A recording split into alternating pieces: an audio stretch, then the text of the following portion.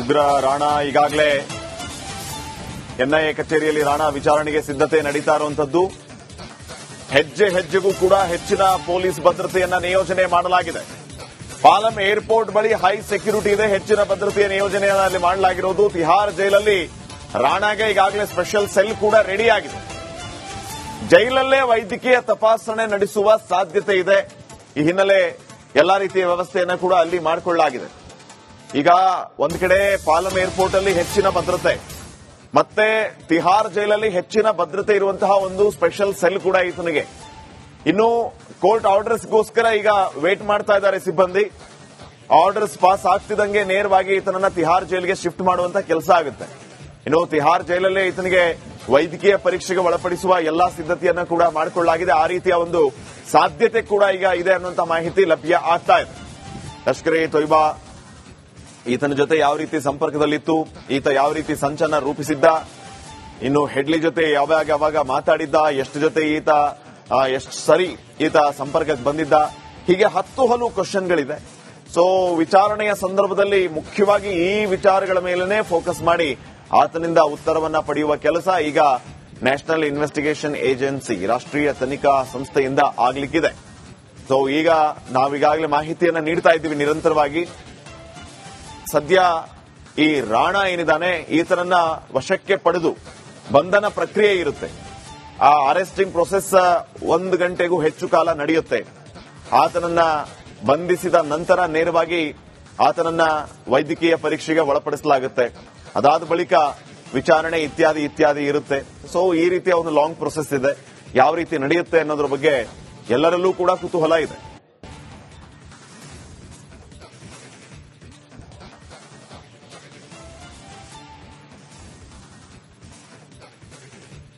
ತಹಾವೂರ್ ರಾಣಾ ಈತನ ಮೇಲೆ ಏನೆಲ್ಲ ಅಪರಾಧಗಳು, ಆತ ಏನ್ ಮಾಡಿದ್ದ, ಯಾವ ರೀತಿ ಸಂಚನ್ನ ರೂಪಿಸಿದ್ದ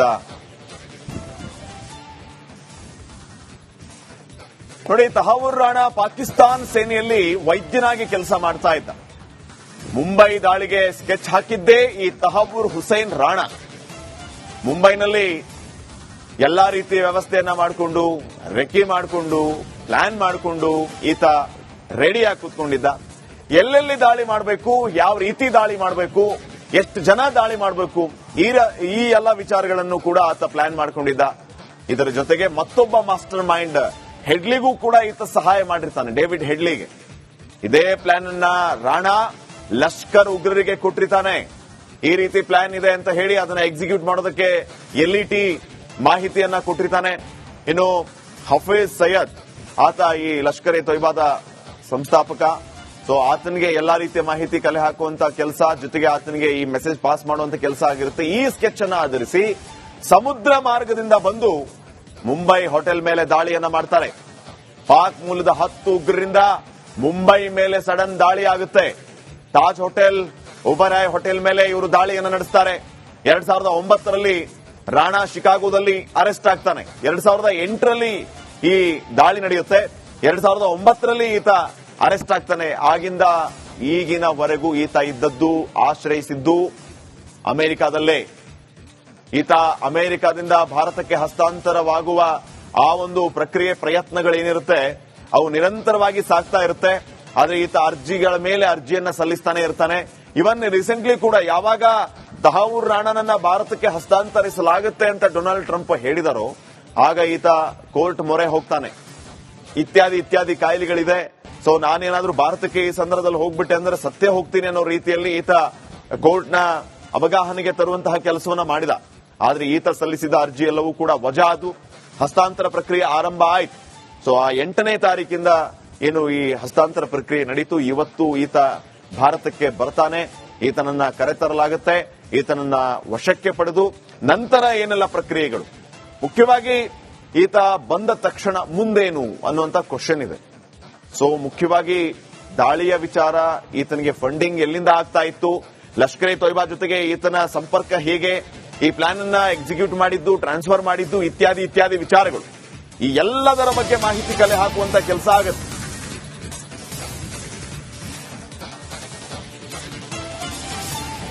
ಸಂಜೆ 6 ಗಂಟೆಯಿಂದ 7 ಗಂಟೆ ನಡುವೆ ಎನ್ಐಎ ಕಚೇರಿಗೆ ಈತನನ್ನ ಕರೆತರುವ ಸಾಧ್ಯತೆ. ಎನ್ಐಎ ಕಚೇರಿಗೆ ರಾಣಾನನ್ನ 6 ರಿಂದ 7 ಗಂಟೆ ಅವಧಿಗೆ ಕರೆತರುವ ಸಾಧ್ಯತೆ ಇದೆ. ದೆಹಲಿಯ ಸಂಚಾರ ಪೊಲೀಸರಿಗೂ ಕೂಡ ಈಗಾಗಲೇ ಈ ರೀತಿಯ ಒಂದು ಸಂದೇಶ ರವಾನೆಯಾಗಿದೆ. 6 ಗಂಟೆಯಿಂದ 7 ಗಂಟೆ ಅವಧಿಯಲ್ಲಿ ಪಾಲಂ ಏರ್ಪೋರ್ಟ್ ಇಂದ ಈತನನ್ನ ನೇರವಾಗಿ ಎನ್ಐಎ ಕೇಂದ್ರ ಕಚೇರಿಗೆ ಕರೆತರಲಾಗುತ್ತೆ. ಸೊ ಎಲ್ಲರೂ ಕೂಡ ಅಲರ್ಟ್ ಆಗಿರಿ ಅನ್ನುವಂತ ಮೆಸೇಜ್ ಕೂಡ ಈಗಾಗಲೇ ಅವರಿಗೆ ಬಂದಿದೆಯಂತೆ. ಸೊ 6 ಗಂಟೆಯಿಂದ 7 ಗಂಟೆಯ ಅವಧಿಯ ಈ 1 ಗಂಟೆಯ ಅವಧಿಯಲ್ಲಿ ಈ ತಹಾವೂರ್ ರಾಣಾನನ್ನ ಪಾಲಂ ಏರ್ಪೋರ್ಟ್ ಇಂದ ನೇರವಾಗಿ ಎನ್ಐಎ ಕೇಂದ್ರ ಕಚೇರಿಗೆ ಕರೆತರಲಾಗುತ್ತೆ. ಟ್ರಾಫಿಕ್ ಪೊಲೀಸರಿಗೂ ಕೂಡ ಈಗಾಗಲೇ ಈ ರೀತಿಯ ಒಂದು ಸಂದೇಶ ರವಾನೆ ಆಗಿದೆ. ಸೊ ಅಲ್ಲಿ ಈತನನ್ನ ವೈದ್ಯಕೀಯ ಪರೀಕ್ಷೆಗೆ ಒಳಪಡಿಸಲಾಗುವುದು. ನಂತರದ ಪ್ರೊಸೆಸ್ಗಳು ಕೂಡ ನಡೆಯುತ್ತೆ ಅನ್ನುವಂತ ಮಾಹಿತಿ ಸದ್ಯಕ್ಕೆ ಲಭ್ಯ ಆಗ್ತಾ ಇದೆ.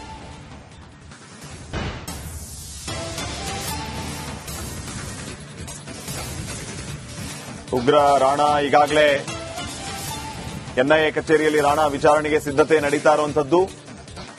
ಹೆಜ್ಜೆ ಹೆಜ್ಜೆಗೂ ಕೂಡ ಹೆಚ್ಚಿನ ಪೊಲೀಸ್ ಭದ್ರತೆಯನ್ನ ನಿಯೋಜನೆ ಮಾಡಲಾಗಿದೆ.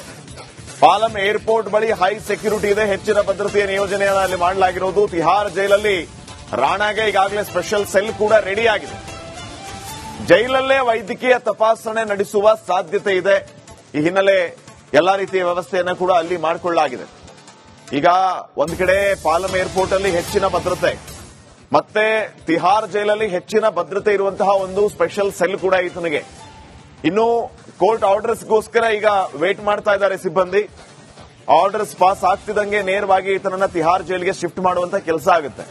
ಇನ್ನು ತಿಹಾರ್ ಜೈಲಲ್ಲೇ ಈತನಿಗೆ ವೈದ್ಯಕೀಯ ಪರೀಕ್ಷೆಗೆ ಒಳಪಡಿಸುವ ಎಲ್ಲಾ ಸಿದ್ಧತೆಯನ್ನ ಕೂಡ ಮಾಡಿಕೊಳ್ಳಲಾಗಿದೆ. ಆ ರೀತಿಯ ಒಂದು ಸಾಧ್ಯತೆ ಕೂಡ ಈಗ ಇದೆ ಅನ್ನುವಂತ ಮಾಹಿತಿ ಲಭ್ಯ ಆಗ್ತಾ ಇದೆ. ಲಷ್ಕರ್ ಎ ತೊಯ್ಬಾ ಈತನ ಜೊತೆ ಯಾವ ರೀತಿ ಸಂಪರ್ಕದಲ್ಲಿತ್ತು, ಈತ ಯಾವ ರೀತಿ ಸಂಚನ ರೂಪಿಸಿದ್ದ, ಇನ್ನು ಹೆಡ್ಲಿ ಜೊತೆ ಯಾವಾಗ ಮಾತಾಡಿದ್ದ, ಎಷ್ಟು ಜೊತೆ ಎಷ್ಟು ಸರಿ ಈತ ಸಂಪರ್ಕಕ್ಕೆ ಬಂದಿದ್ದ, ಹೀಗೆ 10 ಹಲವು ಕ್ವಶನ್ಗಳಿದೆ. ಸೊ ವಿಚಾರಣೆಯ ಸಂದರ್ಭದಲ್ಲಿ ಮುಖ್ಯವಾಗಿ ಈ ವಿಚಾರಗಳ ಮೇಲೆನೆ ಫೋಕಸ್ ಮಾಡಿ ಆತನಿಂದ ಉತ್ತರವನ್ನ ಪಡೆಯುವ ಕೆಲಸ ಈಗ ನ್ಯಾಷನಲ್ ಇನ್ವೆಸ್ಟಿಗೇಷನ್ ಏಜೆನ್ಸಿ, ರಾಷ್ಟ್ರೀಯ ತನಿಖಾ ಸಂಸ್ಥೆಯಿಂದ ಆಗ್ಲಿಕ್ಕಿದೆ. ಸೊ ಈಗ ನಾವೀಗಾಗಲೇ ಮಾಹಿತಿಯನ್ನ ನೀಡ್ತಾ ಇದ್ದೀವಿ ನಿರಂತರವಾಗಿ.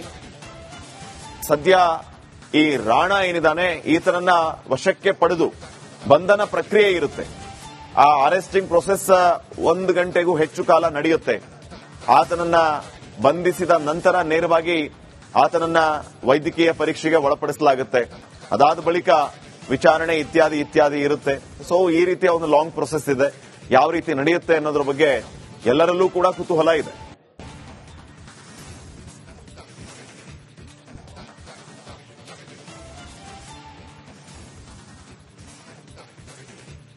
ತಹಾವೂರ್ ರಾಣಾ ಈತನ ಮೇಲೆ ಏನೆಲ್ಲ ಅಪರಾಧಗಳು, ಆತ ಏನ್ ಮಾಡಿದ್ದ, ಯಾವ ರೀತಿ ಸಂಚನ್ನ ರೂಪಿಸಿದ್ದ, ನೋಡಿ ತಹಾವೂರ್ ರಾಣಾ ಪಾಕಿಸ್ತಾನ್ ಸೇನೆಯಲ್ಲಿ ವೈದ್ಯನಾಗಿ ಕೆಲಸ ಮಾಡ್ತಾ ಇದ್ದ. ಮುಂಬೈ ದಾಳಿಗೆ ಸ್ಕೆಚ್ ಹಾಕಿದ್ದೇ ಈ ತಹಾವೂರ್ ಹುಸೇನ್ ರಾಣಾ. ಮುಂಬೈನಲ್ಲಿ ಎಲ್ಲಾ ರೀತಿಯ ವ್ಯವಸ್ಥೆಯನ್ನ ಮಾಡಿಕೊಂಡು, ರೆಕಿ ಮಾಡಿಕೊಂಡು, ಪ್ಲಾನ್ ಮಾಡಿಕೊಂಡು ಈತ ರೆಡಿಯಾಗಿ ಕೂತ್ಕೊಂಡಿದ್ದ. ಎಲ್ಲೆಲ್ಲಿ ದಾಳಿ ಮಾಡಬೇಕು, ಯಾವ ರೀತಿ ದಾಳಿ ಮಾಡಬೇಕು, ಎಷ್ಟು ಜನ ದಾಳಿ ಮಾಡಬೇಕು, ಈ ಎಲ್ಲ ವಿಚಾರಗಳನ್ನು ಕೂಡ ಆತ ಪ್ಲಾನ್ ಮಾಡಿಕೊಂಡಿದ್ದ. ಇದರ ಜೊತೆಗೆ ಮತ್ತೊಬ್ಬ ಮಾಸ್ಟರ್ ಮೈಂಡ್ ಹೆಡ್ಲಿಗೂ ಕೂಡ ಈತ ಸಹಾಯ ಮಾಡಿರ್ತಾನೆ, ಡೇವಿಡ್ ಹೆಡ್ಲಿಗೆ. ಇದೇ ಪ್ಲಾನ್ ಅನ್ನ ರಾಣಾ ಲಷ್ಕರ್ ಉಗ್ರರಿಗೆ ಕೊಟ್ಟಿರ್ತಾನೆ. ಈ ರೀತಿ ಪ್ಲಾನ್ ಇದೆ ಅಂತ ಹೇಳಿ ಅದನ್ನ ಎಕ್ಸಿಕ್ಯೂಟ್ ಮಾಡೋದಕ್ಕೆ ಎಲ್ಇಟಿ ಮಾಹಿತಿಯನ್ನ ಕೊಟ್ಟಿರ್ತಾನೆ. ಇನ್ನು ಹಫೀಜ್ ಸೈಯದ್ ಆತ ಈ ಲಷ್ಕರ್ ಎ ತೊಯ್ಬಾದ ಸಂಸ್ಥಾಪಕ. ಸೊ ಆತನಿಗೆ ಎಲ್ಲಾ ರೀತಿಯ ಮಾಹಿತಿ ಕಲೆ ಹಾಕುವಂತ ಕೆಲಸ, ಜೊತೆಗೆ ಆತನಿಗೆ ಈ ಮೆಸೇಜ್ ಪಾಸ್ ಮಾಡುವಂತ ಕೆಲಸ ಆಗಿರುತ್ತೆ. ಈ ಸ್ಕೆಚ್ ಅನ್ನ ಆಧರಿಸಿ ಸಮುದ್ರ ಮಾರ್ಗದಿಂದ ಬಂದು ಮುಂಬೈ ಹೋಟೆಲ್ ಮೇಲೆ ದಾಳಿಯನ್ನ ಮಾಡ್ತಾರೆ. ಪಾಕ್ ಮೂಲದ 10 ಉಗ್ರರಿಂದ ಮುಂಬೈ ಮೇಲೆ ಸಡನ್ ದಾಳಿ ಆಗುತ್ತೆ. ತಾಜ್ ಹೋಟೆಲ್, ಒಬರಾಯ್ ಹೋಟೆಲ್ ಮೇಲೆ ಇವರು ದಾಳಿಯನ್ನ ನಡೆಸ್ತಾರೆ. 2009ರಲ್ಲಿ ರಾಣಾ ಶಿಕಾಗೋದಲ್ಲಿ ಅರೆಸ್ಟ್ ಆಗ್ತಾನೆ. 2008ರಲ್ಲಿ ಈ ದಾಳಿ ನಡೆಯುತ್ತೆ. 2009ರಲ್ಲಿ ಈತ ಅರೆಸ್ಟ್ ಆಗ್ತಾನೆ. ಆಗಿಂದ ಈಗಿನವರೆಗೂ ಈತ ಇದ್ದದ್ದು, ಆಶ್ರಯಿಸಿದ್ದು ಅಮೆರಿಕಾದಲ್ಲೇ. ಈತ ಅಮೆರಿಕಾದಿಂದ ಭಾರತಕ್ಕೆ ಹಸ್ತಾಂತರವಾಗುವ ಆ ಒಂದು ಪ್ರಕ್ರಿಯೆ, ಪ್ರಯತ್ನಗಳೇನಿರುತ್ತೆ ಅವು ನಿರಂತರವಾಗಿ ಸಾಗ್ತಾ ಇರುತ್ತೆ. ಆದ್ರೆ ಈತ ಅರ್ಜಿಗಳ ಮೇಲೆ ಅರ್ಜಿಯನ್ನ ಸಲ್ಲಿಸ್ತಾನೆ ಇರ್ತಾನೆ. ಇವನ್ ರೀಸೆಂಟ್ಲಿ ಕೂಡ ಯಾವಾಗ ತಹಾವೂರ್ ರಾಣಾನನ್ನ ಭಾರತಕ್ಕೆ ಹಸ್ತಾಂತರಿಸಲಾಗುತ್ತೆ ಅಂತ ಡೊನಾಲ್ಡ್ ಟ್ರಂಪ್ ಹೇಳಿದರೋ ಆಗ ಈತ ಕೋರ್ಟ್ ಮೊರೆ ಹೋಗ್ತಾನೆ. ಇತ್ಯಾದಿ ಕಾಯಿಲೆಗಳಿದೆ. ಸೊ ನಾನೇನಾದ್ರೂ ಭಾರತಕ್ಕೆ ಈ ಸಂದರ್ಭದಲ್ಲಿ ಹೋಗ್ಬಿಟ್ಟೆ ಅಂದ್ರೆ ಸತ್ಯ ಹೋಗ್ತೀನಿ ಅನ್ನೋ ರೀತಿಯಲ್ಲಿ ಈತ ಕೋರ್ಟ್ನ ಅವಗಾಹನೆಗೆ ತರುವಂತಹ ಕೆಲಸವನ್ನ ಮಾಡಿದ. ಆದ್ರೆ ಈತ ಸಲ್ಲಿಸಿದ ಅರ್ಜಿ ಎಲ್ಲವೂ ಕೂಡ ವಜಾ ಆದು, ಹಸ್ತಾಂತರ ಪ್ರಕ್ರಿಯೆ ಆರಂಭ ಆಯ್ತು. ಸೊ ಆ 8ನೇ ತಾರೀಕಿಂದ ಏನು ಈ ಹಸ್ತಾಂತರ ಪ್ರಕ್ರಿಯೆ ನಡೀತು. ಇವತ್ತು ಈತ ಭಾರತಕ್ಕೆ ಬರ್ತಾನೆ, ಈತನನ್ನ ಕರೆತರಲಾಗುತ್ತೆ, ಈತನನ್ನ ವಶಕ್ಕೆ ಪಡೆದು ನಂತರ ಏನೆಲ್ಲ ಪ್ರಕ್ರಿಯೆಗಳು